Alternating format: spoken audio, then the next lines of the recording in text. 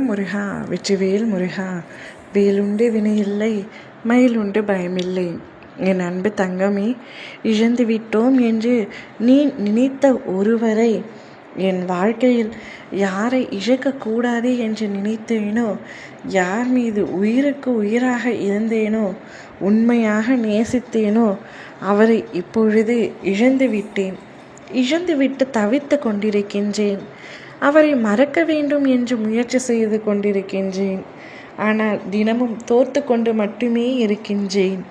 மறக்கவும் முடியாமல், நினைக்காமல் இருக்கவும் முடியாமல், ஒவ்வொரு நாளும் நரகத்தில் இருப்பது போல வலியை அனுபவித்து கொண்டிருக்கின்றேன். அப்பா, உங்களுக்கு என்னுடைய அன்பின் ஆழம் புரிகின்றதா, என்னுடைய காதலில் வலி புரிகின்றதா என்று கேட்கின்றாய்.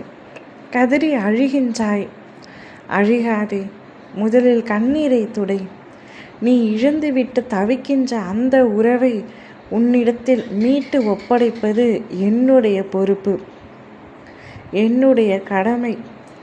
என் பிள்ளையான நீ எவ்வளவு அன்பை அவர் மீது வைத்திருந்தால் இந்த அளவிற்கு மன உளைச்சலில் இருப்பாய்? எந்த வேலையும் செய்ய முடியாமல், சாப்பிட முடியாமல், தூங்க முடியாமல், நித்தமும் அவரையே நினைத்து இரத்தம் சிந்தி கொண்டிருக்கின்றாய் உன்னுடைய கண்ணீர் துளிகளாக. உன்னுடைய கண்ணீர் துளிகளுக்கான மதிப்பு உனக்கு தெரியுமா தங்கமே? அதுதான் உன்னுடைய சிரிப்பு. நீ இழந்து தவிக்கின்ற அந்த ஒருவரை மீட்டு உன்னுடைய கைகளில் ஒப்படைத்த பின்னர் உன் முகத்தில் வரும் ஆனந்த கண்ணீரை பார்க்கவே உன் அப்பா நான் ஆசைப்படுகின்றேன். நிச்சயமாக உனக்காக நான் இதை செய்து முடித்தே தீருவேன்.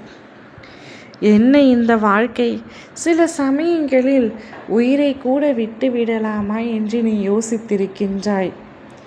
வேண்டாம், என்னால் மற்றவர்களுக்கு கஷ்டம் வேண்டாம் என்று ஒரு நடைப்பிணமாக வாழ்ந்து கொண்டிருக்கின்றாய்.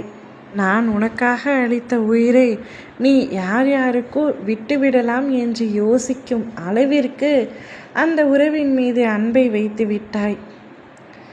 மறக்க முடியாமல் நித்தமும் தனிமையில் அமர்ந்து அழுது கொண்டிருக்கின்றாய்.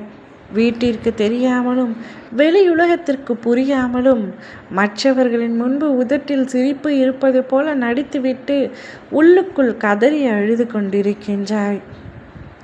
உன்னுடைய கண்ணீர் துளிகள் எவ்வளவு வலி நிறைந்தது என்று எனக்கு தெரியும் தங்கமே. அதற்காகத்தான் நற்செய்தியோடு உன்னவரை உன்னிடத்திலேயே கொண்டு வந்து தருமாறு உன் அப்பா நான் உனக்கு ஆசீர்வதித்து விட்டேன்.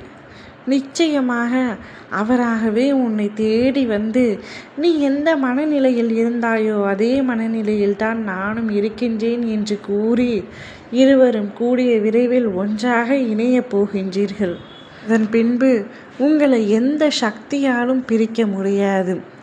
விதியோ சதியோ கர்ம வினையோ என யாவுமே பிரிக்க முடியாது. காலமும் பிரிக்க முடியாது. அந்த அளவிற்கு ஒற்றுமையாக அந்யோன்யமாக இருவரும் வாழப் போகின்றீர்கள். இந்த அப்பாவின் ஆசை உனக்கு எப்பொழுதும் உண்டு. ஓம் முருகா வெற்றிவேல் முருகா.